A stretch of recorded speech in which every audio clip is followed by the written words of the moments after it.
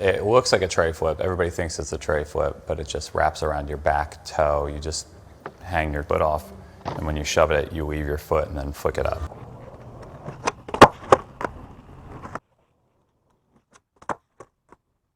It looks like a tray flip. Everybody thinks it's a tray flip, but it just wraps around your back toe. You just hang your foot off, and when you shove it, you leave your foot and then flick it up. All right, let's discuss this gem of a trick. 360 underflip or 360 shove it underflip, and to those that don't know what's going on, a tray flip. All right, so let's start out by going ahead and establishing that I know that this is a kooky trick. It gets a lot of hate. It's in the same realms as doing like a pressure flip or something nonsensical like that. But it does give me something to talk about and make content on. I'm thinking about making videos like this in the future. Maybe nose grind versus over crook. I know that one gets a lot of heat. But for now, let's talk about the 360 underflip. Alright, let's look at a couple of examples from some different angles. Here's a tray flip. You see how the front foot is doing a lot of flicking and kicking straight forward. There's another angle of the same tray flip. See it kicks straight out, definitely doing some flicking. Whereas on the underflip, the front foot really just stops the board from pushing over to a pressure flip. Here it is in slow-mo, so you can see the flick.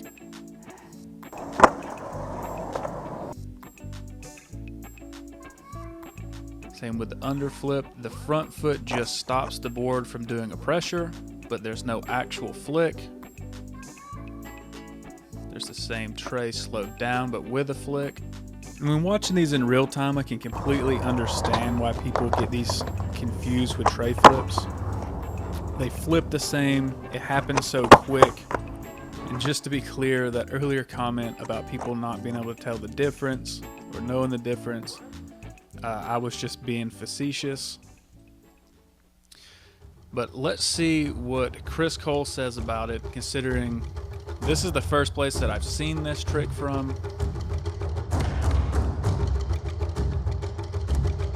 It would be a 360 shove it underflip. That's probably my death blow trick. It looks like a tray flip. Everybody thinks it's a tray flip, but it just wraps around your back toe. You just hang your foot off, and when you shove it, you leave your foot and then flick it up. Alright, so he just explained how to do the trick, but he calls it a 360 shove it underflip. And the reason I don't call it a 360 shove underflip is because in my mind, for that to be so, it would really need to do a full 360 shove it and then do an underflip. But you're really doing the whole motion, the whole beginning start of the trick starts with the underflip. So that's why I prefer to call it a 360 underflip. And for some people saying that their tray flips are 100% in their back foot, I've never seen that to be actually true. Trays are probably 70-30, back foot being 70, front foot being 30. And I will even go as far as saying it's an 80-20 split between the two. But I've never seen anybody really tray flip with just their back foot. And the examples that I have seen of this, they're really doing a 360 underflip. And if you're thinking, well, you know, they look the same, blah, blah, blah, they're just executed different, but it's still the same trick. That would be like saying that a pressure kickflip would be the same as an actual kickflip. Another example of this could be a pressure flip and an inward heel flip. Imagine doing either one of these in a game of skate and the person you're going against does the latter. It wouldn't count because you would consider it two completely different tricks.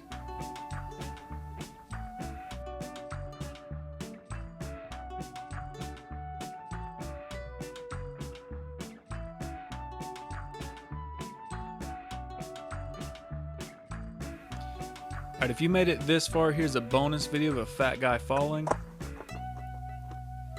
If you like to argue with strangers like I do, leave a comment down below. And if you would like to learn how to do this kooky trick, consider subscribing. I'm going to put up a tutorial. And thanks for watching.